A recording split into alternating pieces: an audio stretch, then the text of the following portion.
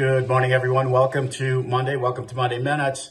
Markets focused this morning on the news that came out on Friday of Scott Bessent as the nominee for Treasury Secretary of the United States. Congratulations to him.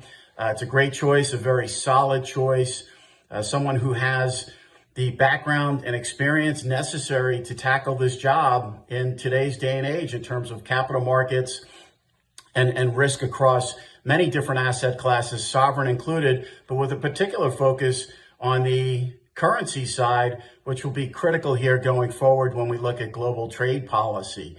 His notion of focusing on the supply side of the economy, something that we've talked about, producing an extra 3 million barrels of crude oil a day, GDP growth of 3%, and our debt level relative to GDP down to 3% over the course of the next 4 years. We have a tremendous opportunity here moving forward.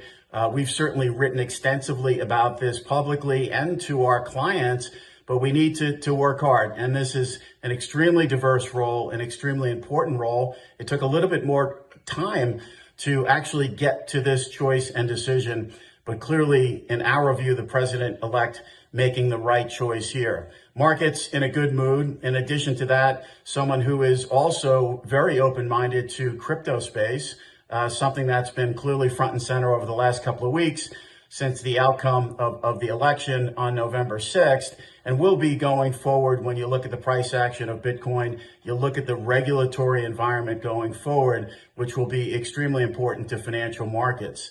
Overall, when we look at, risk assets in general, enjoying a very, very positive pocket of time here with a little volatility of late.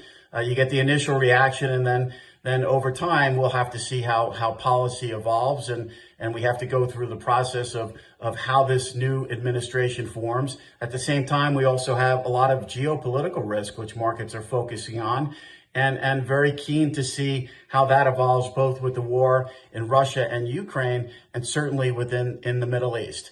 The rate market in general, still dealing with a confluence of events, very, very choppy here, but we would say defending pretty well these higher rate levels. Certainly, if you look at 10-year nominal yields in and around 450, we've been sort of 425 to 450, chopping around in that range. This morning with the news that we received on Friday in terms of Treasury Secretary, the currency, the dollar, which has been really performing well, a little bit weaker, and rates a little bit lower here. So that theme reversing itself out. But we still expect the market to be choppy. We still feel that risk appetite within this window of time will probably be on the lighter side. Certainly as we head toward the holiday season and then the end of 2024, and then looking to see how things evolve on the fiscal side in 2025. The overriding factor and theme in our mind right now is the change that we're seeing in Washington, the fiscal change, the outcome of that, how policy evolves, and then the interaction of monetary policy within the fiscal policy. We still think right now it's the fiscal side of the equation, which is dominating short term. Certainly, Chair Powell said they're not going to come to any conclusions or make any assumptions. But the reality is a sense of gradualism and slowing things down a little bit, being a little bit more thoughtful, is certainly part of the Fed speak that we've seen short term, and we believe will continue as we look forward, not only in November, but into December. So a coin toss there, 50-50 in terms of the Fed outcome for December seems logical to us. And then the other thing too, if you look at forward space, if you look at SOFR forward 2025, a couple of months ago, we were pretty keen to point out the richness that we saw in that terminal rate, that forward rate.